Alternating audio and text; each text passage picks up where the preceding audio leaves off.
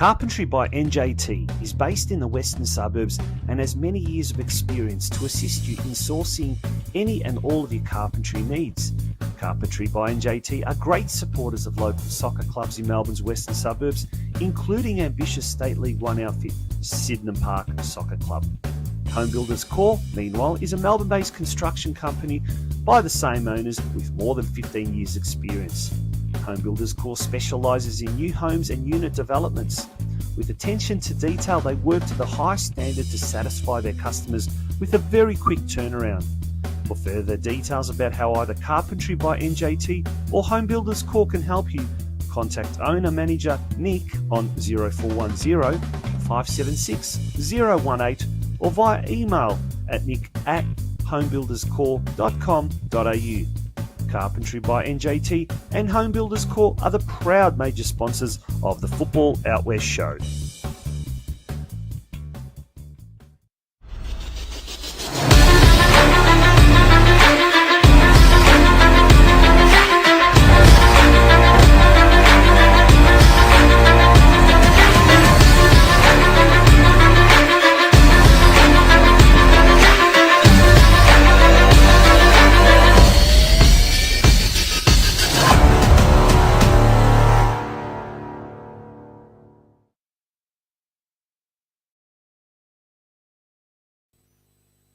Good evening and a very warm welcome to you wherever you may be. Thank you for joining us here on the Football Out West show. It's episode 104, our fifth season to date. My name is Tonchi Prusak, an absolute pleasure to be with you tonight. And first of all, joining me as he does week in, week out, my co-host for tonight, my solitary co-host, Steve Curtin. Good evening, Steve. How are you? Craig Filer still having a little bit of a hiatus at the moment, a well-deserved break. But me and you, we'll keep holding up the flag, so to speak. Great to see you on a lovely Sunday evening. How are you? Yeah, it is a lovely Sunday evening, isn't it? We've had a good weekend of football, and the good thing is if we're looking at the NPL, we've still got a bit more football to come tomorrow night. So for those of us who might happen to have a roster day tomorrow, you can look forward to a day off and to finish it off with some football. So pretty excited about that. And thanks for joining us. If you're watching at home, I know Santino, one of our number one fans, is very excited about tonight's episode. He's been telling me all day. So hello to everyone who tunes in every week. Thank you. And big thank you again to our sponsors, Carpentry by NJT and Home Builders Corp. Thanks for making it all possible. But Tonchi, how are you? And tell us a little bit about how your weekend has gone at your end. I had a very busy weekend from a personal or family point of view, if you like, but it had nothing to do with football, believe it or not. For 1 week, for this particular week, I'm a little bit, well, I won't say lost to what's happening in the football world, but you're going to have to carry me for most of tonight. No, mate, I was out country Victoria for most of the weekend, down Colac Way and down Camperdown Way. An hour and a half trip there, hour and a half trip back. And nice part of the world.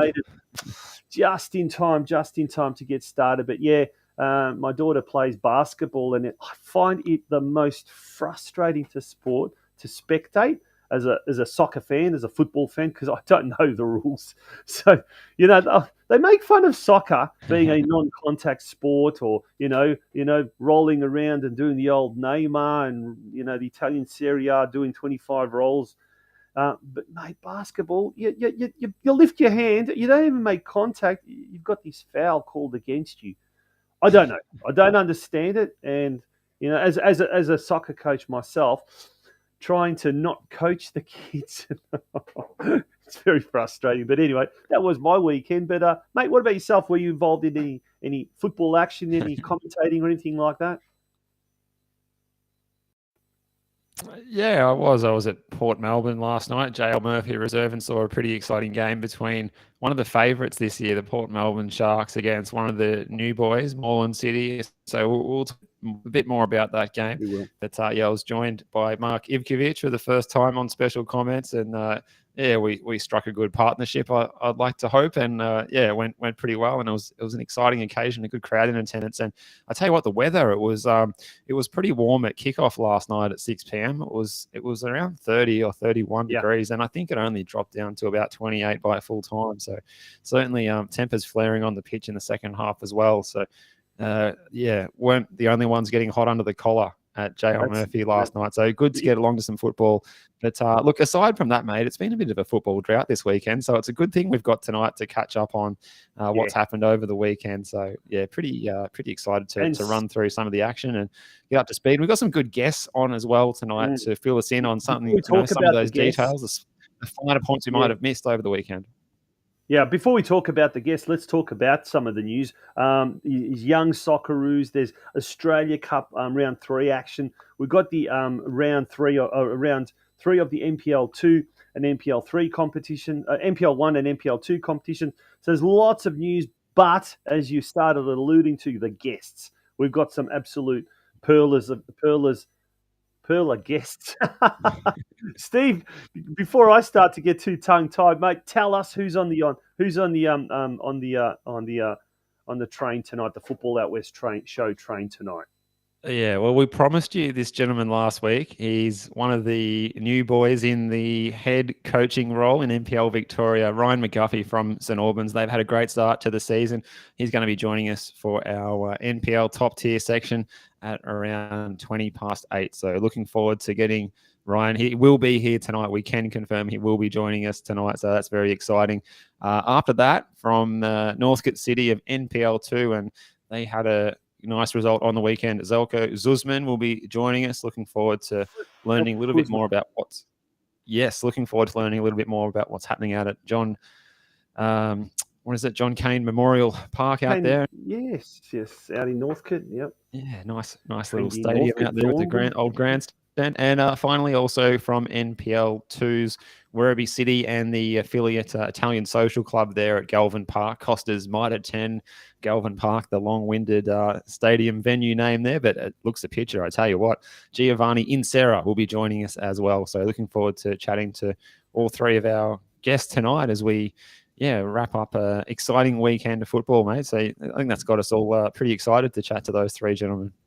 Yeah, Giovanni in particular will be very interesting, former long-time president of Werribee. He's now acting in an advisory role, assisting the Bees football group, and he's heavily involved there with the mother club, if you like, or the parent body, the Italian Sports Club. And in fact, as the vice president, a lot has happened in the last 12 months off the field.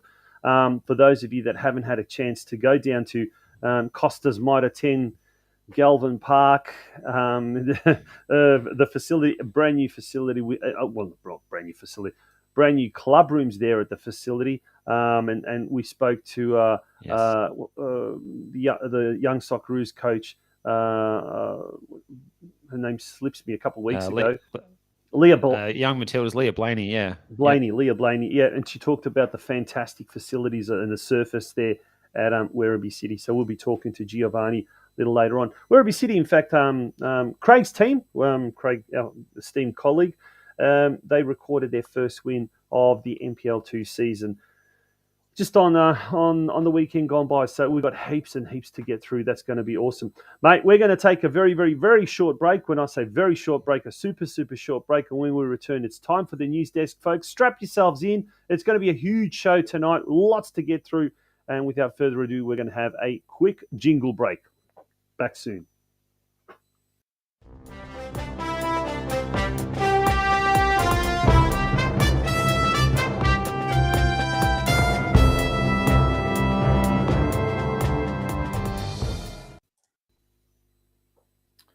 Welcome back to the Football Out West show. And Steve, the news desk, over to you, bud.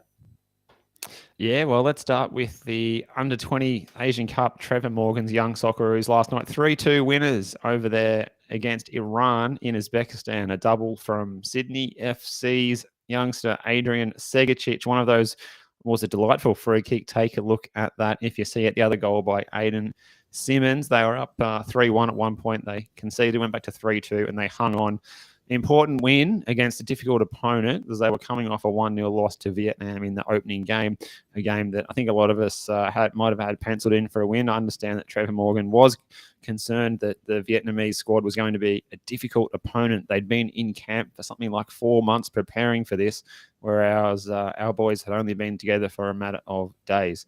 Our next match is on Tuesday night against Qatar. It's I think it's 3 o'clock local time over in Uzbekistan. So I think that works out to about 9 or 10 o'clock our time. 9 Check your p.m. local guides, Yeah, but Australian Eastern Daylight Time, 9 p.m. Steve, and in yeah, Tashkent. so that's a good time actually, live It from is. Tashkent to catch the match against Qatar. So we want to get a result. We want to get out of the group, don't we? And we want our junior national teams doing well and representing us well and getting an opportunity at the highest level at the World Cups for our young players because it's invaluable experience, obviously.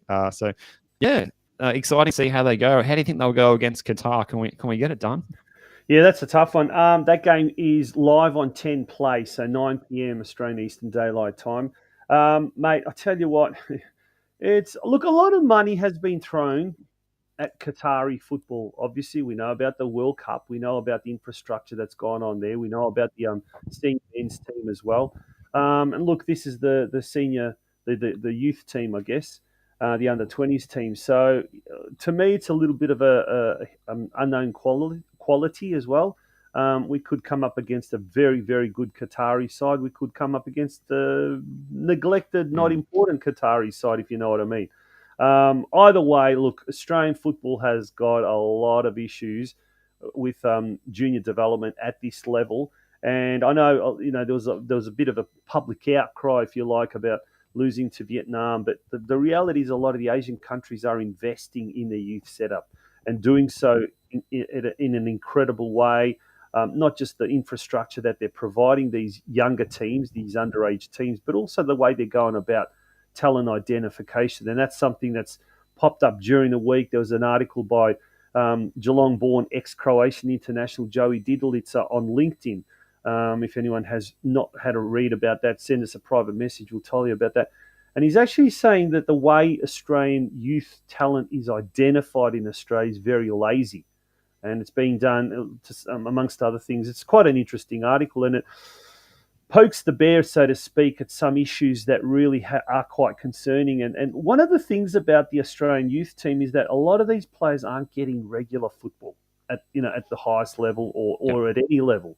A lot of them are part of A-League setups, and obviously with no youth league per se, national youth league per se, they're struggling when it comes to getting minutes on the pitch, minutes on the park, and that could be a telling factor, Steve. So I don't know if that answers your question. Probably not, but it's going to be an interesting game for many reasons. What do you think, Faith? Absolutely. In the chat section, what your thoughts are. Love to hear. Yeah, well, the comments are coming in, and Tony makes a good point that the Vietnamese players are all home-based players, so they do get a lot of opportunity to work together as a group, and perhaps that gave them a strong advantage over us in that first particular match. But hopefully we'll get the job done against Qatar. Fingers crossed. We'll go through some of those winners from the Australia Cup on the weekend, the third round of the Australia Cup. This was taking place. Some of those results are still not submitted, but we started Friday night. So this was the Australia Cup Victorian section with State League 1 and 2 coming into the comp for the first time. So we're getting to the more serious teams in this particular competition. So some of those teams advancing on Friday night: Geelong Rangers getting through. Also on Friday night, Brandon Park, Upfield getting through as well. Corio in a narrow victory. Ashburton, Diamond Valley United, Manningham Juventus, Springvale White Eagles, Epping City, Bayside Argonauts, Old Scotch, Frankston Pines, Brimbank Stallions, Williamstown, Mornington Soccer Club, Altona North Soccer Club getting through as well. Watsonia Heights, Yarraville Glory, Chisholm United, who put 8 past Tatura, who scored 5 what themselves. What a high-scoring game that one was. Edwards, that's Templestowe Wolves got through. Keilor Park, Altona City, Latrobe University continued their good run, beating their near neighbours Uni Hill Eagles. Bentley United Cobras getting through by a narrow margin. Glenroy Lions ended the run of Bendigo's Epsom Soccer Club. Ringwood City got through against regional opponent Sebastopol Vikings. Whittlesea United getting through. Whittlesea Rangers, big 9-0 winners in their particular tie. South Springvale getting through, as well as FC Clifton Hill and a bunch of other scores still to come in. Stay tuned during the week for the details of that draw, or get in touch with Brenton Ray, who's got all of the scores. And a big thank you to Brenton, who helps us out with some of these scores when we need them in a short time frame. Yeah, look, there's some of the Sunday games as well. Greenvale United defeated North Melbourne Athletic 2-0. Doncaster Rovers 4-2 over Hume United, and North Caulfield 1-0 over Westgate, and that's a halftime score at Ardea Reserve. There's also one game tomorrow night. Sky United taking on Collingwood City at Carrum Downs Recreation Reserve. So Monday night cup game. There's a lot of football happening, and it's great to see the grassroots football is just going nuts at the moment with the Australia Cup. But the state leagues will be kicking off, I think, in a couple of weeks' time. Should be awesome. Can't wait for that. But in the meantime, we've got heaps of NPL and NPL2 results to get through as well. But let's move on to the other news items of the day, mate. Yeah, we might touch on a youngster who was playing in the NPL last season, NPL2 for North Geelong, Noah Skoko, over there playing for Hajduk Split in the UEFA Youth Championships. And his side beat Manchester City at the Polyud Stadium in Split the other morning as well. And who was on the, not on the score sheet, but who was assisting with the fine through pass was none other than their attacking midfielder, Noah Skoko. So well done to him. He's creating headlines in Europe, and he's gone from Elko Park to the European lights and transitioned, which is a difficult thing to do, but it seems like he's transitioned well, Tonchi. Yeah, no, I watched that game. Amazing. I mean, a year or so ago, or not even a year ago, he was playing in front of 200-300 spectators at Elko Park in North Geelong. Now he's playing at an estimated 10,000 fans in front, for a youth game. I mean, that's what it is. It was the Youth Champions League. I think a huge crowd. Yeah. And mind you, it was a working day. It was like 2:00 during a working day or something like that. It's just insane, the level of fanaticism that exists in European football. And I think they'll be playing Borussia Dortmund in the quarterfinals, or I think it's the semi-finals actually. It's an amazing achievement against Manchester City, who are an unbelievable club even at youth level. But that now comes back to the issue we talked about, the identification of players. More and more young players, Christian Volpato is another one that comes to mind, are bypassing the A-League, are bypassing Australian competitions, elite competitions, because they're not getting a go. And they're going abroad, they're going to Europe, and a lot of these kids are going to be lost to Australia simply because the identification system here is flawed, absolutely flawed. And this is something we've tackled last year with some of our guests, Steve, that something needs to be done. I mean, look, you talk to people here in Victoria, and they all say the NPL at the moment, the NPL junior competition is flawed in that it's very expensive. So it excludes a lot of talented young footballers who simply cannot afford it. Yes, there are ways that some clubs are actually subsidising costs, and kudos to a lot of these clubs. And look, kudos to what is happening with the NPL junior competition. There's a 33-round junior season, which is incredible, which is awesome. But there's something that's just not right with the way our is being identified. Our talent is being identified. Noah Skoko is a very good example in point. But anyway, that's that. Very good. Well, I think that about wraps up our news segment. So if we want to take a short break, or we get into the NPL top tier chat for this particular week. We'll go for a little bit of a break, thanks to some of our advertisers and sponsors who have been absolutely fantastic this year. We've even got some donations given to us this year to ensure we can continue this show, and it is an absolutely fantastic thing to see. Here's one of those advertiser sponsors, Guzman Finance, and in this day and age of high interest rates, make sure you pay attention to this. We'll be back very shortly. At Guzman Finance, like you, we are passionate about the Western suburbs and football. Our main passion, however, is helping customers succeed in their financial goals. As trusted mortgage brokers, we offer knowledge, personalised service, and access to hundreds of loan products from Australia's leading lenders. If you're in the market for buying your first home, looking for a better interest rate on your mortgage, renovating your home, or buying an investment property? My team and I will help you manage the process from start to finish. Avoid costly mistakes and expensive loan products. Contact our office on 9369 6805 or 0425 826 055.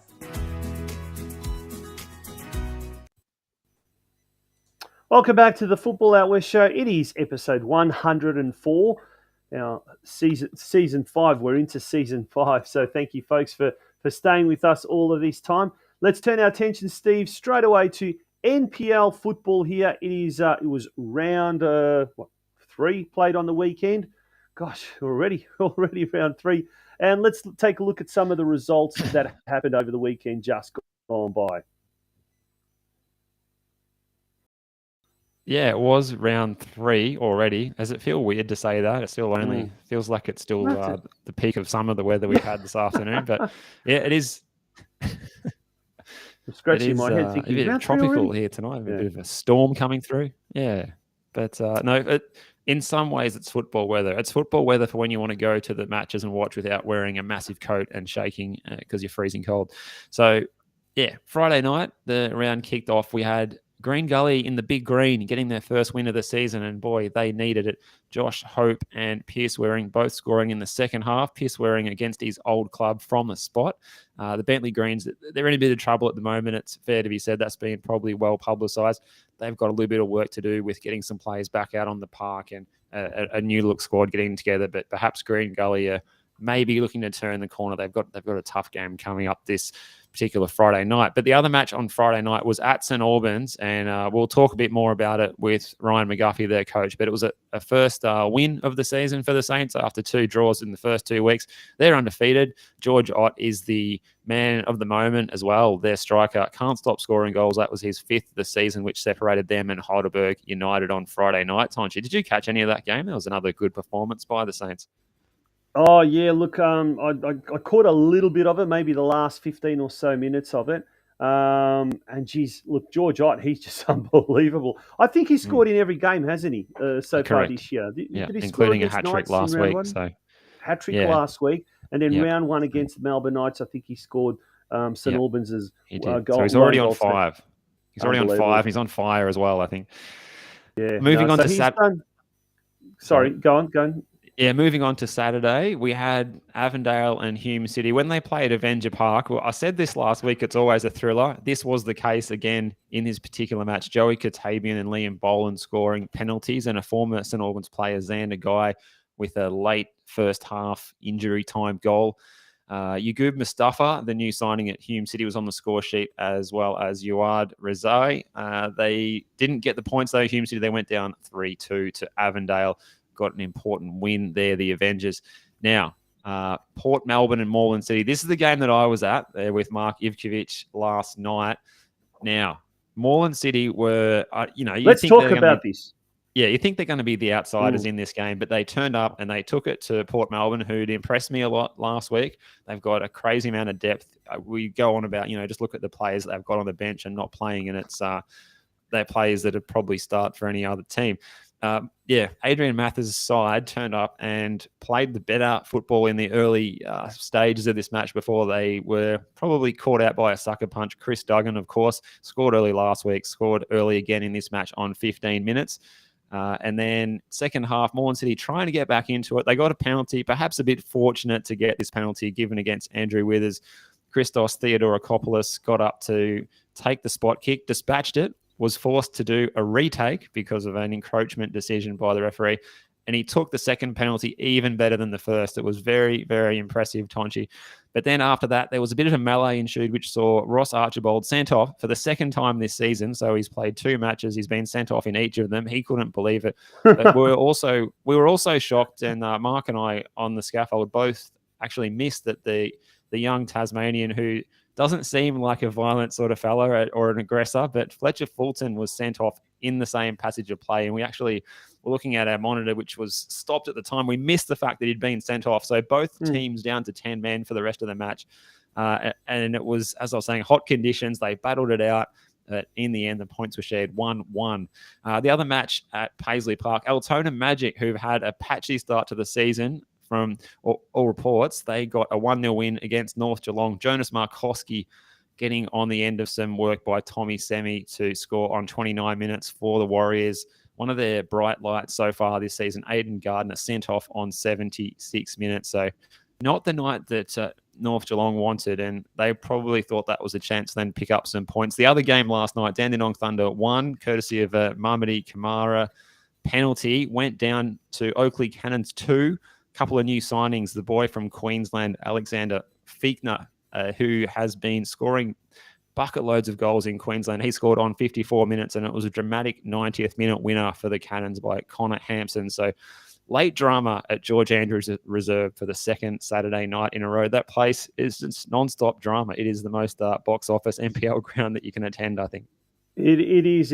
And just going back to that Paisley Park clash, and when we say clash, special mention or special cheerio out to North Geelong Warriors' exciting young fullback, George Ellis, who dislocated his shoulder and looks like maybe out for 3 to 4, possibly 5 weeks. So that's a big blow to the Warriors. They've got a huge game coming up this weekend against Avondale. We'll talk a bit more about that. But Monday night, the big one, the original Melbourne derby to conclude round 3 of the NPL competition. South Melbourne hosting the Melbourne Knights. Now get this, Steve. Game's been pushed back 45 minutes. It was originally set down for a 7:30 p.m. kickoff. It has been pushed back to 8:15 because apparently there is a lot of interest. Now, with we'll talk about this maybe even later on, about the National Second Division. And during the week, we had the expression of interest period conclude, if you like, and something like 30 clubs have put their hand up.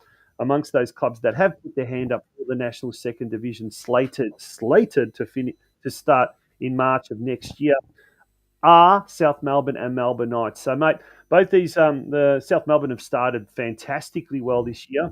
Melbourne Knights are doing quite well. They drew against St Albans 1-1 in round 1. Round 2, they also drew against Oakley Cannons, who are a tough side, and many are predicting to be the side for this year.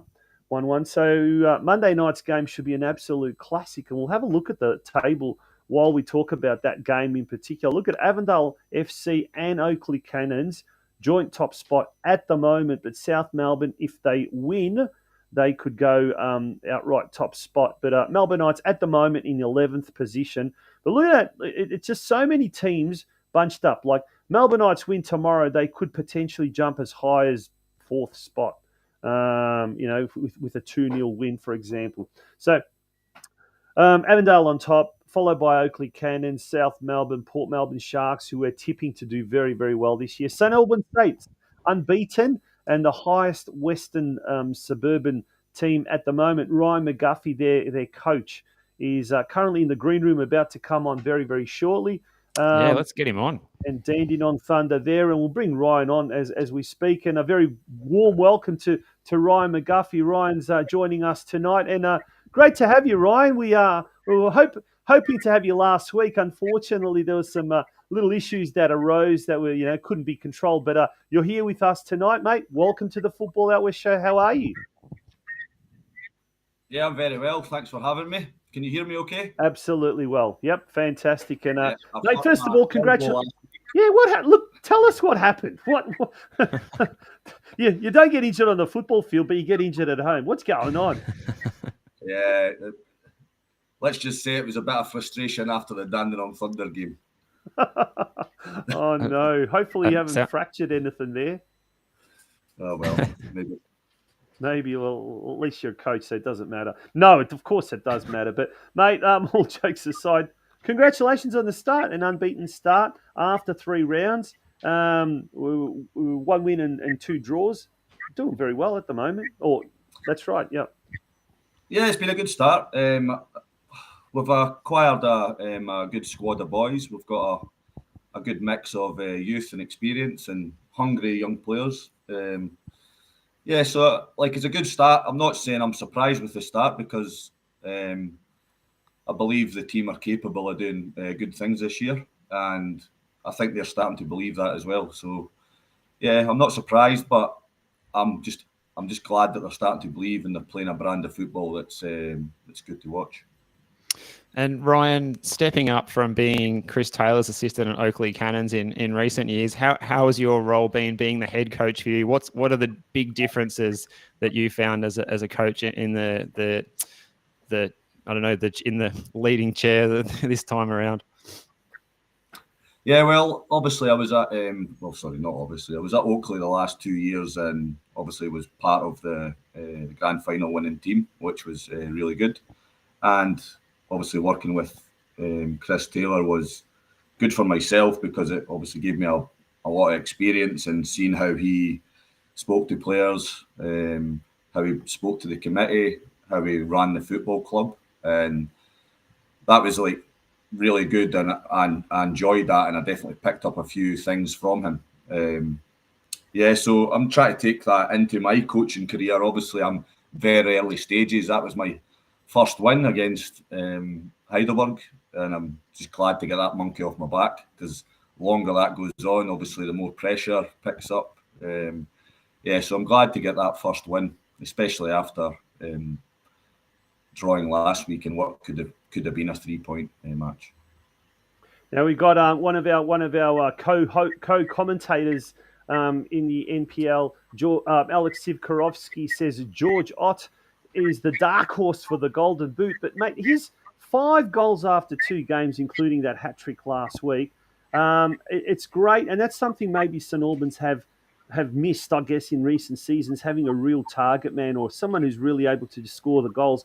I mean, a lot of the time the opportunities are created, the goals aren't being scored. But George seems to have sort of changed that around. How hard has he worked in the off season, just on things like finishing or positioning and all of that kind of stuff? It's certainly paying off dividends, that's for sure. Yeah, well, I'd love to take credit for like how good a player George is, but I'm afraid I can't take that credit, not yet. What I can say is, though, I'm giving him a bit of freedom, and I'm filling him full of confidence. And with a striker, I think for them to be expressive and have confidence, it can only lead to good things, especially if you've got the talent that George has got, and he has got an abundance of talent. Absolutely. And another signing at the other end of the park as well, Jasko Koranovic had an outstanding game. I think he should have been the goalkeeper of the round back in round 1 when Craig Filer and I were there for your result against the Melbourne Knights. I can't believe how many saves he made that day. How important is he on the park in the dressing room? Yeah, Jasko's he's a guy that I've liked to look for a couple of seasons, especially when he was playing with Dundee City. I thought for him to be in that spot, a relegation spot, was a bit unfair on him, because I really thought he had good ability and he was a very good goalkeeper. And the stature of the man at 6'6", I think he stands, and he's looking fit. He's worked very hard alongside our goalkeeper coach Adam. So he's worked very hard to get fit, along with Gabriel Mati. And yeah, it was no surprise, because he does that in training. Like, he gets in one-on-one situations in training, and the forward's probably looking like a 70-30 favourite to score, and he just manages to block it with a knee or gets a hand to it. So yeah, he's doing really well, and long may it continue. Now, mate, you've had a long association with St Albans, firstly as a player, now as a coach. So you've been there at Churchill Reserve for quite a few years. But mate, you've got Ilya Dragicevic as the president, the club president there. A former player who's played at National Youth League, played the old NSL for Melbourne Knights, and has played at St Albans. A real football president, having a football president. You've got football manager like Jason Zeri, who's also been there for many years and has been a friend of this show and a past guest on this show. What's it like having the support off the field of football people that really know their football? And I know at St Albans there's always that problem of probably lack of resources compared to a lot of other clubs in the league, but there's a real long-term vision, a long-term plan there at Churchill Reserve, and we've seen some of the just the infrastructure improvements in the last year or two, but long-term there's a real focus on youth development as well, and a real sort of community feeling. But getting back to that support of football people in the administration, how important is that for you as a coach of the senior men's team? Well, there's a few questions in that there, Tonchi. But I'm famous for doing that. Yeah, I'm get a pen and painting the paper picture. and write I've them been down called as Tonchi goes. Picasso, because I paint the picture. But anyway, over to you, Ryan. I'll answer it. Obviously, there's a few questions in that, but I'll try my best to answer it. So yeah, I've had a long affinity with the club. They brought me over from Scotland to play football here, so I love the club. And I love the people at the club. And there's a lot of people that are still there at the club from when I signed in 2014. But to answer your other question, like Jason Sherry and Elia, like the support they've gave me since coming has been really, really good. And it makes a massive difference for me because it gives me confidence to try and put things in place and for the future. So I'm trying to bring in a club, bring in a squad of players. For example, this year I was trying to bring in a good enough squad that we could be competitive at that level. And then going forward in the future, I'm a firm believer that if a player's good enough, doesn't matter what age he is. So if they're good enough and they're playing under 21s or under 18s, I'll be looking to bring them through. I'll give them the chance at St Albans, and I'd like to have a young squad of players that are fit and wanting and hungry to come through and make an NPL debut.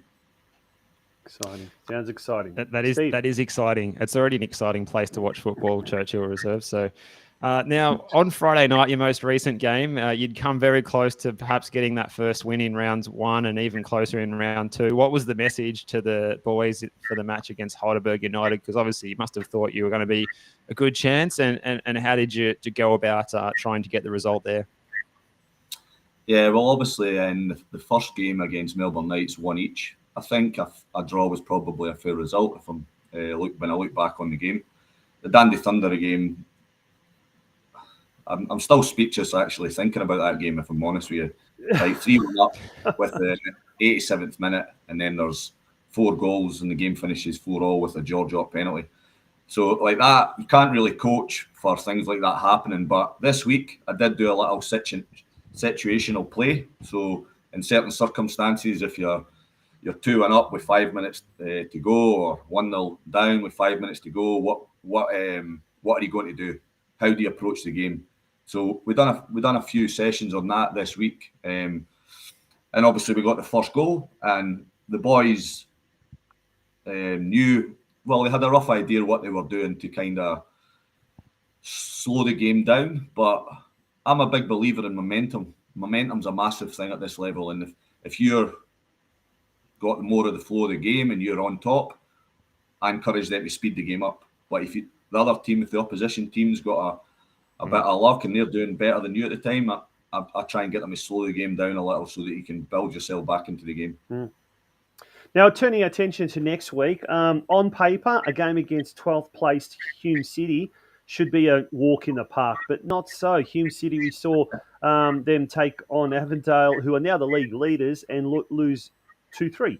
So obviously, I actually didn't see any of that game, but it must have been a very, very close game. How do you now avoid complacency, or how do you avoid overconfidence now? I mean, going against a team like Hume City, because really at this early stage of proceedings, it's a must-win game, isn't it? All games are must-win in a way. Yeah, you could say that, but listen, every game, and no matter who you're playing in this league, there's no easy games at this level. The NPL is a very, very competitive game. I would say a very competitive league. I would say it's the most competitive league out of all the NPLs around Australia, because from 1st till 14th, or I think it's 14 in the league, is it? Yeah. From 1st to 14th, anyone can beat each other. So I take it as another game. Hume are a good side, and their coach is a young up-and-coming coach who likes to play an attractive brand of football. So we'll be going there. I've watched them play a couple of times, so I've got a few ideas of how I'd like to play against them. But I know that pitch is a massive pitch. It's a big... So you've got to be able to play a certain way and a certain brand of football to get results on that pitch. And we've got a young, fit team, so I think it will suit us. But obviously it suits them as well. So it's whether you can get your team to turn up on the night. And I believe I've got a strong belief in my team this year. They're a very confident side, but they all get along with each other. and they're working hard for each other. So that's a big thing for us this season. We've all got to stick together. Now, you mentioned the importance of momentum in the question before last. Has there ever been a game where you've seen as much momentum swings as the game in round 2 against Dandenong Thunder? And I think just what was going through your mind when the chaos was unfolding in that particular match? I think that's a question by popular demand from our viewers. Yeah, I've actually got a story. I learned a lot from that game, I'll be honest with you. So the Dandenong Thunder fans, as you probably are aware, are quite vocal. Yeah.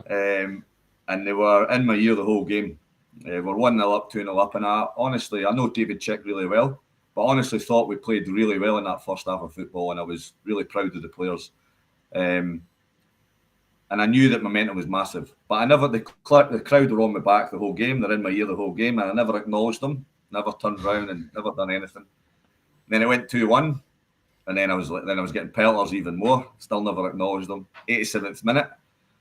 We scored. In my head, I'm thinking, get in there, let's game over. So I turned round, the boy that's giving me the in my ear, I turned round and I winked. And I've learned now, I'll never, ever that'll be something that you'll never see me interact with the crowd ever again because of that. Incredible game. That was dead set an incredible game. And if you do want to see the replay of that, go on to npl.tv. Very quickly next week, let's go through some of those fixtures. Green Gully taking on Port Melbourne Sharks, a rejuvenated Green Gully at home to the Port Melbourne Sharks on Friday night. Heidelberg United taking on Oakley Cannons also on Friday night. And then on Saturday, we've got Moreland City at home to Altona Magic. North Geelong Warriors taking on Avondale at home. And then we mentioned Hume City entertaining your boys, Ryan, the St Albans Saints. That's at 6:30 p.m. at the Hume City Stadium, so get yourself along to that. This should be an awesome game. And then Dandenong Thunder take on South Melbourne at 7 p.m. at George Andrews Reserve. Well, those two sets of fans love each other, but and the players even more so that's going to be another thriller. And then the only Sunday game, Sunday night at 7:30 p.m., the Melbourne Knights taking on Bentley Greens. Mate, isn't it great to have the NPL back? It's absolutely almost every night of the week. Well, from Friday through to Monday, there's something happening, isn't there? It's great.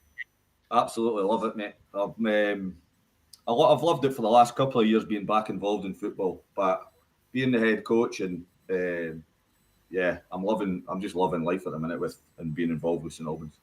Yeah, awesome, mate. Steve, you've got any last questions?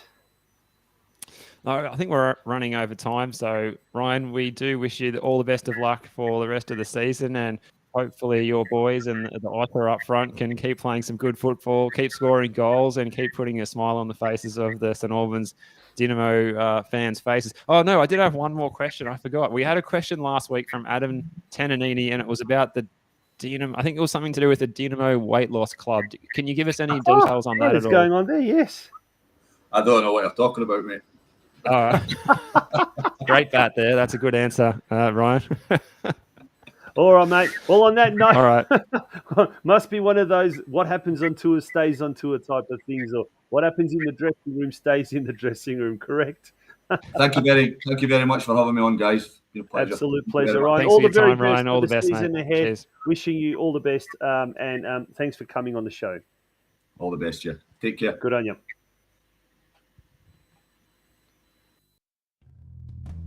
Carpentry by NJT is based in the western suburbs and has many years of experience to assist you in sourcing any and all of your carpentry needs. Carpentry by NJT are great supporters of local soccer clubs in Melbourne's western suburbs, including ambitious State League One outfit, Sydenham Park Soccer Club. Home Builders Corp, meanwhile, is a Melbourne-based construction company by the same owners with more than 15 years' experience. Home Builders Corp specialises in new homes and unit developments. With attention to detail, they work to the highest standard to satisfy their customers with a very quick turnaround. For further details about how either Carpentry by NJT or Home Builders Corp can help you, contact owner-manager Nick on 0410 576 018 or via email at nick@homebuilderscorp.com.au. Carpentry by NJT and Home Builders Corp are the proud major sponsors of the Football Out West show. Welcome back to the Football Out West show, folks. It's time to turn our attention to NPL 2. And Steve, I guess one of the good things is before the State League starts, we can really nut out the NPL and NPL 2 competitions. And geez, haven't they started? So full of excitement, full of drama, full of end-to-end action. And what happened over the weekend in round 3 of NPL 2? Yeah, you sum it up well, Tonchi. Really good action in NPL2. And I heard an interview this morning on Kickoff Southern with Michael Thompson with Nick Tolios from Dandenong City, their newly installed coach. And he genuinely feels that this league is basically on any day, anyone can beat anyone quite genuinely. And anyone could, more to the point, anyone could be a title contender. Like in any team in the whole league, basically, is how crazy and even and unpredictable this competition is. So we'll go through some of those results. And it was the team I was just mentioning, Dandenong City, kicking off Friday night's round, or Friday night match of the round against Preston Lions. They took the lead and they ended up going down 4-1 at the Preston Lions side, coming home with a wet sail, 4-1 winners there at Dandenong City. The other match on Friday night was also an away victory with Northcote City, and we'll talk more about this a little bit later. Northcote City 3-1 winners at Moreland Zebras. An away win as well for Brunswick City, 3-1 at Manningham United Blues. And as you mentioned earlier, Werribee City getting their first win of the season against Kingston City, 1-0 there. Good result for them. And a couple of big results this afternoon featuring the A-League second string teams. Western United hosted Pascoe Vale. Pascoe Vale 3-0 winners. Also, Melbourne City hosting Eastern Lions. That match finished 6-3. So if you like to see some goals, try and find some footage of that particular match. That's crazy. One match to come tomorrow night at 8:15 at the Veneto Club. If you're not going to Lakeside, get down to that game. If you're in the east or the northeast, Bulleen Lions hosting Lang Warren to round out round 3. And there is the table. And what a good start to the season. We spoke to their coach a couple of weeks ago, Alex Cobo, and last week, actually, in fact, if I'm correct. Yeah. And they've had a great start to the season. 3 from 3. Preston Lions currently in second. Yeah, look at that. Preston Lions, Lang Warren, Melbourne City and Western United all on 6 points. So 2 wins and 1 loss. We could have Bulleen Lions also jump up into that esteemed group. Werribee City, as we mentioned, they've opened their account for the season, so they're on 4. And look how many teams now on 3 points. So Bulleen Lions, Northcote City, Kingston City, Brunswick City, Eastern Lions, Manningham United, and Dandenong City. Now, at the moment, judging by that, Dandenong City is in their drop zone. But all they need is a win or 2 wins, and they're virtually right up in near the top 2. Brunswick Juventus are on the bottom, but I'm sure that those 2 teams on the bottom at the moment will not be there for too much longer. So it has been, as you said, Steve, a competition, a start to a competition that anyone on any given day could win. So it's been a remarkable start to the NPL 2. To get his take on the start of NPL 2, let's bring on our next guest for tonight, the Northcote City coach, Zeljko Kuzman. Zeljko, it's an absolute pleasure having you on the Football Out West show. Good evening and welcome. Tonchi, Steve, thanks for having me. You got the sound check? You can hear me? Yeah, all good? Yeah, loud and clear. Perfect, Zeljko. Yeah, now it's a little bit of a white light aura behind you, like you're coming to us from, from the divine, I don't know, background or something like it's that. A heavenly place here, mate. That's how all of our managers operate these days, mate. That's how it works. Yeah, that's right. They're like heaven sent, these coaches. That's what your president down at Northcote City must have been thinking about you on Friday night after defeating near neighbours Brunswick Juventus 3-1 there at CB Smith Reserve. Mate, take us through that game. Great result, great win for Northcote City, the first one of the season. How did you see the game against Brunswick Juventus, and are they worthy of a position at the foot of the ladder at the moment? No, absolutely. I think, like you guys mentioned earlier, I think the league's extremely competitive. I think any team can beat any other team on their day, given they bring their best 11 all together on the park at the same time. I think it's going to be a tremendous league. I think if we compare it to any other league in the country. I think it's probably going to be the hardest to get out of. But the game on Friday night, we had a lot of things going against us. A third of our squad was unavailable for selection. We haven't won at CB Smith for almost 10 years. So, really proud of the boys' performance and their unwavering discipline and commitment to our game plan, which paid off. So, really pleased. And Zelko, can you talk a little bit about some of the newer signings you picked up in the off-season? Steve Sokol is one that jumps off the team sheet, and he scored his second goal for you guys this season on the weekend. A good player at NPL top tier last season, dropping down, and is some pretty star-studded names on both of the team sheets from your match on Friday night. How are the new boys settling in, and how's it all going there, getting the squad working together seamlessly? Yeah, there's a whole bunch of new faces. I think it's still going to take some time to gel. Steve Sokol, prior to coming to Melbourne, did have a standout season in the WA NPL, being the top goal scorer over there. So I think picking him up at NPL 2 level to get some confidence and regain some belief in his game was a really good acquisition. And guys like Batesy and Sete and Josh, all of those boys, form a pretty formidable sort of lineup up top for us. Now, I guess if you want to look for an omen with regards to Steve Sokol, he comes from the Melbourne Knights. Now, last year we saw another Melbourne Knights striker, Caleb Mikulic, come to North Geelong and ended up being the league's golden boot. So if we're going to look for a little bit of what's the word? That's a form line there, Tonchi, I think. Yeah. That's right, yeah. But obviously he's not the only avenue to goals. Steve, Nicholas Sete has also got 2 goals at the moment. But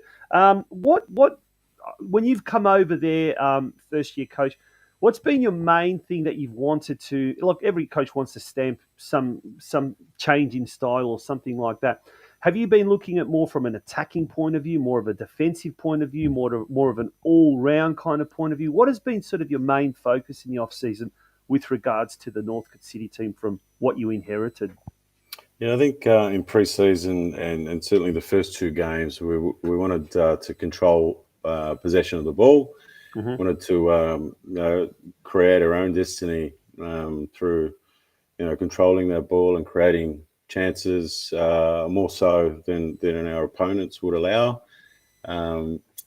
We've had a really good couple of performances in the first 2 rounds without any reward. So a little bit disappointing on that front because I think we deserved a little bit more in both games. But nevertheless, they're the lessons that we've got to quickly learn in this division and move forward. So. Certainly mobility is probably the focus in that front third. I think we've got the capabilities to be exciting up front. Probably need a little bit more time for that combination with those front 4 or 5 to take shape. It'll be interesting in the next couple of weeks. And Zelko, for those of us who don't know your coaching background, do you able to share a little bit about your journey to Northcote City, how you find yourself there, and how you're enjoying it so far? Yeah, listen, I was at Northcote City back in 2017 when we won the league, so I've come back home. Really familiar with the club, its culture, and the things that it wants to do and create going forward. I think I walk into an environment where the board is extremely ambitious, and they're providing us with all the tools to do the things that we need to do with the program. My focus right now is getting the culture right and making sure that the boys have got that common belief and share the same values. I think that'll put us in good stead going forward. Obviously, the style of play and the principles of play we need to continue working on. Back in 2017, we were, the front runners. So we were the hunted from round 1 all the way through. Mm-hmm. It'll be different. I've been at Richmond as well, where we won the league in 2015. We copped the 5-0 hiding round 1, and managed to win the league the last round of the season.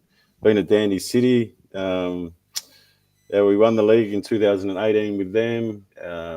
Parted ways with them in 2019. Went to Melbourne Knights as a technical director for a few years, just looking after their junior program, which was pretty insightful. It was a different way to look at football. You have different considerations, and I think it gave me time to further study the game and get a deeper understanding of what I really want to set out to do as a coach. Jelka, we touched on the young Socceroos, and we sort of had a very, very brief chat, Steve and I, earlier in the show about the pitfalls, I guess, of talent identification in this country. And there was an article during the week by former Geelong-born Croatian international Joey Didlitz on LinkedIn that has really conjured up a good discussion about the problems that Australian youth faces with regards to identification for national teams and that. You've obviously seen a lot. You've been involved, as you mentioned, at Melbourne Knights in that technical director role. Are we heading in the right direction with regards to our youth teams, with regards to the talent identification in this country? It's a tricky one. I don't think on the face of it, I don't think there's enough scouts out there to identify potential X-factor players. I think we've got a factory full of kids that are really good at being or doing what they're told to do. It's almost robotic. I think where we lack is identifying the kids that have just a natural gift of finding ways to unravel their opponents and come up big in big moments. If they're not being seen, if there's not enough eyes out there, I think we're going to let a lot of these kids slip through, unfortunately. And speaking of youth development as well, and you mentioned that you've had a stint overseeing that side of thing a little bit more when you're at the Knights previously. How do you think Northcote City is set up in terms of holistically with their club and their pathways to the senior team from the juniors? And is there a chance we might see some exciting youngsters, getting a chance with your squad during the season, or perhaps some already? Yeah, the role at Knights gave me a new appreciation for that pathway and development. I think understanding the main things that we look for in terms of development puts you in good stead around, seeing what we can do with core skills and just that skill acquisitions process, heading into that performance phase, results phase. Northcote is in very good shape from a junior perspective. I think their 21s and their 18s they're full of really talented young kids who just need a little bit of guidance. We've had over the last couple of weeks 3 or 4 under 21s players join us on the back of obviously having a depleted squad, but they've done well, and they're taking on some of the key messages that we're trying to deliver, and things are looking up for them. Very good. And looking Excellent. ahead, Well, it's always great to talk to someone who. Sorry, go on, Steve. No, you go, mate. Go on, Steve. All right. Sorry, I think we had a bit of a lag. I was just going to. Yeah. I was just going to touch on next week. You've got a bit of a delay until your next game. You're not playing until Sunday, 4:45 at the Grange against Kingston City. How are you preparing for that one? We had an active recovery session this morning. We'll be on the track on Monday, Wednesday, Friday. We're certainly not going to take the foot off the pedal. Kingston's going to be another tough game. We expect them to react from probably a disappointing loss to Werribee. Went out to watch that game yesterday, and they were extremely unlucky not to be 3-0 up at halftime, and Werribee found a way to win that game 1-0. So we're expecting them to have their guns out and they're blazing. So it'll be interesting. Awesome. Well, Well, speaking of Werribee, we've got the Werribee City's, the former president of the Werribee City Football Club, Giovanni Insera, who's now acting in an advisory role assisting the Werribee Football Group, Werribee City's football group. He'll be coming on next, so he'll be joining us very shortly. In the meantime, Željko, thank you so much for joining us on the Football Out West show. Wishing you, mate, all the very, very best, and hopefully we'll get you a little later on in the season, then we'll compare the start and sort of midway point or towards the end of the season from a Northcote City perspective. But in the meantime, wishing you all the very best for the weeks, months, and certainly years ahead. That's for sure. Thank you, Steve. It's been a pleasure. Thanks for having me on board. Good on you, mate. Željko Kuzman, the coach of Northcote City Football Club, and Steve.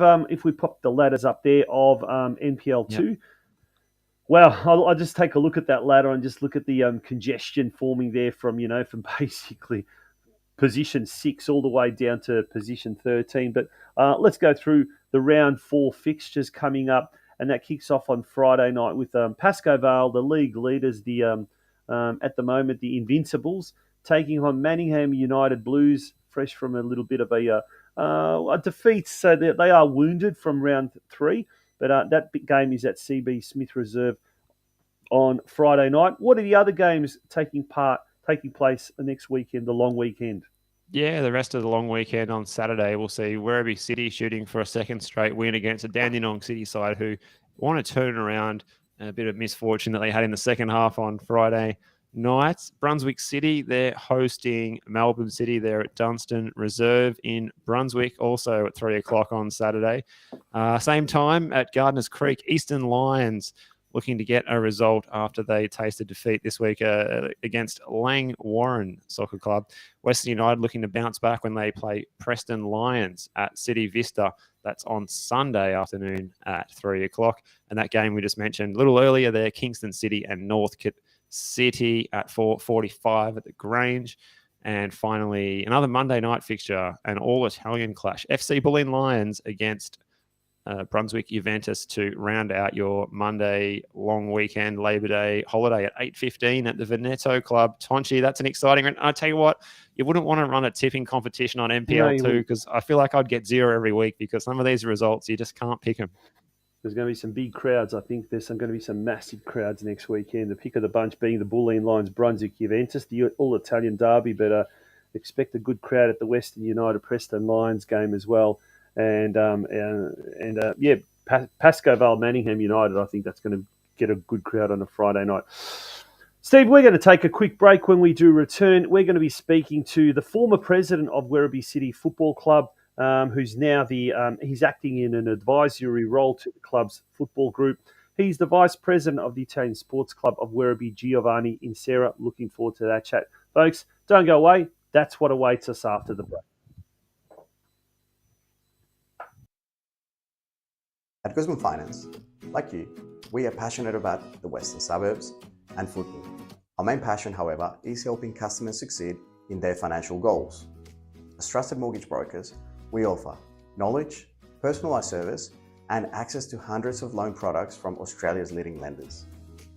If you're in the market for buying your first home, looking for a better interest rate on your mortgage, renovating your home, or buying an investment property, my team and I will help you manage the process from start to finish. Avoid costly mistakes and expensive loan products. Contact our office on 9369 6805 or 0425 826 055.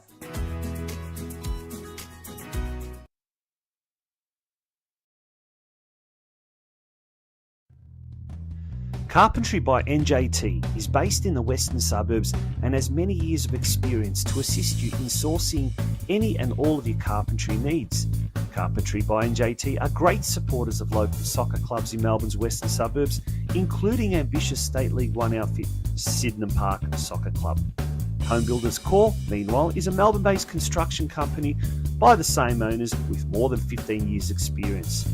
Home Builders Corp specialises in new homes and unit developments.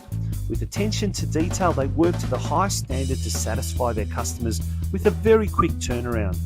For further details about how either Carpentry by NJT or Home Builders Corp can help you, contact owner-manager Nick on 0410 576 018 or via email at nick@homebuilderscore.com.au. Carpentry by NJT and Home Builders Core are the proud major sponsors of the Football Out West show.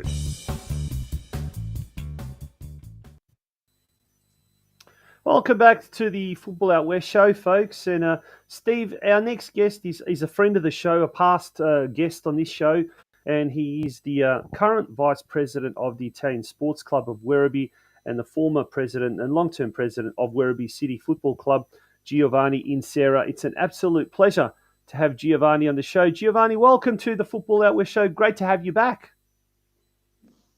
Thanks, Steve. G'day, how are we going? Nice with a new year of football ahead of us. I know we're having those audio problems that we had, I think, last week as well that we had with one of our guests last week. Hopefully, we tried to test this in the pre-match, in the prior to the show, and it was all well, but just the microphone seems to be cutting out. So hopefully all is well. But Giovanni, first up win for the season yesterday against Kingston City. We had the coach of the Northcote City Football Club, Željko Kuzman, just come on, and he was saying that Kingston City were unlucky to score some goals, but in the end, all that matters is the result, and 1-0 result to Werribee City. It's great to have that first win on the board. Can you hear me? Yeah, can do. Yep. Excellent. So it was great to get a great first win under our belt. Every football has it on a particular week. We certainly didn't say it like that. We came away with a 1-0 win and managed from scoring a goal. We certainly taken a big step. First win under the belt. Brand new. Only from the squad from last year and some newest coaching. So it's it was good to mark for the win on Saturday. Steve. Yeah, it's definitely good to get that first win, Giovanni. Now, working in your role this season, a bit of an advisory role for the club. Can you tell us a little bit about what your responsibilities are with the club and with the Italian social club next door as well? Yeah, of course. So the Werribee is a subcommittee of the similar to Lions and the Veneto Club, of the Italian Sports Club for about 10 years. I'm in the vice president there. The board, my responsibilities were on the football club, and last year I sort of made the decision with the football committee to sort of from that role, and we have a board member, the Italian Sports Club, taking on that but and again, with still being actively involved in the Italian sport and there and taking on and helping, to just we've had quite a bit. We just wanted to make sure we took the right step to turn the club around and decisions in the off season. Settled on the squad, and now to the. Well, we've seen, and we do apologise. It does seem like it's an interference or something, or the audio does seem to be breaking up. But we'll soldier on. And Giovanni, thank you so much for coming on. It is getting a bit frustrating, as Tony Hudson says. I think you guys need to all be in the same studio. This is getting a tad frustrating. We do apologise. Nice. Yeah. The funny thing is, before the show, we actually got on to test all the audio. We had a little bit of a glitch, and then we've got a solution. Everything was fine, and so we do sincerely apologise to all of our listeners who regularly tune in. It must really be frustrating, because it is frustrating for us. But look, we'll soldier on. Giovanni, a lot has happened off the field, we've seen a lot of council funding the new fantastic new clubroom facilities. Then obviously the legacy of the Women's World Cup here in Australia has been the new turf, the new surface there at Galvin Park, and that's fantastic. We just now, I guess, need the players on the field to do their bit to get the club back into the NPL competition, and then assuming North Geelong can stay there, we may have two sort of semi-regional, if you want, teams in the top flight competition. But as we listened to Željko Kuzma just before, he said it is a tough league, and it's one of the toughest leagues. Steve, toughest league in Australia to get out of. It really, really is a tough competition. How do you see the team's chances of getting into the NPL competition this year? That's a good question. Again, we've got to be realistic. Ambitious club. There's we as a football club, the support that we do have from the Italians, and we are, and everyone is aligned. Certainly aligned. Believe that should playing in the top tier in Victoria. As I said, we have pretty much from scratch 2023. So coaching in Dominic Barb with some new supporting staff, a brand new squad. Whilst you never say never in football every week. We have set a target. We must get promoted to this year. That's we've set KPIs for the coaching staff and have a plan in place to continue and get into that top tier. NPL 2 is very, very tough. So is the top tier. NPL 2 this year we think is going to be we think that pretty even, and it will be interesting to see how it plays. Steve, any questions there? Giovanni, this year, it is an exciting year. We've seen the pitches looking amazing there in the pitches that have come out earlier. You've got the Moroccan national team training there ahead of the Women's World Cup. How exciting is all these developments happening this season? And also, how challenging is it? Because, of course, you've got a situation where, you can't play home games during that time. And I'm sure other logistical challenges as well, but also a lot of exciting challenges as well. We did a lot of work in even last year leading up to and certainly we need to thank Williams for the work that they did and the support that they gave in first putting up the option for a Women's World Cup. And we are hosting this team, the Atlas Lioness, starting to have them at Costas Modern. But there is associated with that.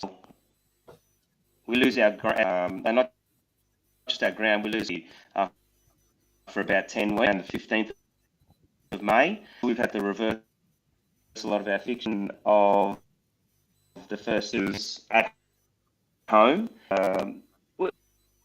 which is good. It also puts a lot of pressure. You want to be winning your games at home, and then it just meant to be playing 3 at home in the last 13 rounds. We're happy. We're happy to take on that challenge. I think work that has been done to any squad who plays at Costas Modern Park. Wow, this is on. In my amazing condition. That's a bumper. And we're getting lights as well for funding and playing our first game round 8. Manningham on this. We want to be playing our home game and that's really exciting. All I heard there was lights. Manningham this year, exciting. So I hope that You didn't hear. we're gonna have to unfortunately leave it there. I realise what it is, Steve. We've had problems with Craig Filer. We've had problems with Giovanni and Sarah, and it seems to be anything around the Werribee black spot area. I think that's what it is. Giovanni, apologies for the really bad audio. We're going to have to get you on one day, maybe even have to bring you live into we need an in-person show, I think, Giovanni. We do. But thanks so much for joining us and wishing you all the very best for season 2023. Good on you. All the best. Giovanni and Sarah, folks, apologies. I mean, like, if you guys are feeling frustrated, can you imagine what we're feeling like at the moment? Kudos to Giovanni for coming on. We do appreciate it. We're going to have to get someone from Werribee City on a little bit later on this year. But that brings us to the end of the show. And can I just say, Tonchi, as well, it's a shame because Giovanni, we did get the gist of most of the information he had to say, but he had a lot of exciting announcements there to make and a lot of passion about what's happening at Werribee City. I think it's an exciting place to be at the moment, and we look forward to learning more about the club and what goes on there and what will go on there this season. So yeah, definitely a big shame, but yeah, big thanks to Giovanni for giving us his time nonetheless. And definitely wishing everyone at Werribee City good luck with everything they've got to look forward to this year. It's exciting to hear someone speak, with that sort of passion about the club and what's going on there. So hopefully next show, we don't have any gremlins in our wires connecting us to our guests remotely all over Victoria.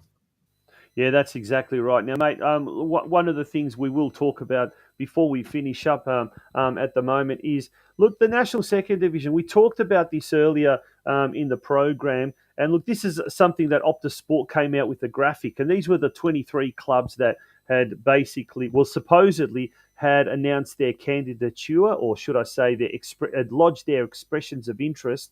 But since then, we found out there have been at least another 7 and possibly more.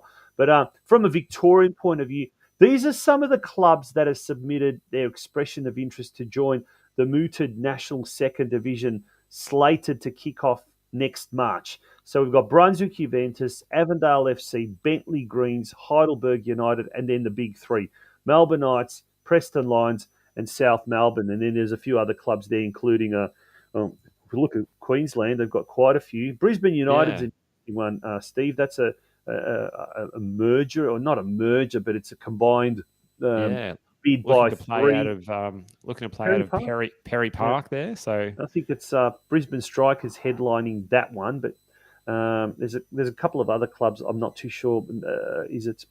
Queensland's interesting because you've got Brisbane City planning to play at Spencer Park. You've also got both of the Gold Coast based clubs.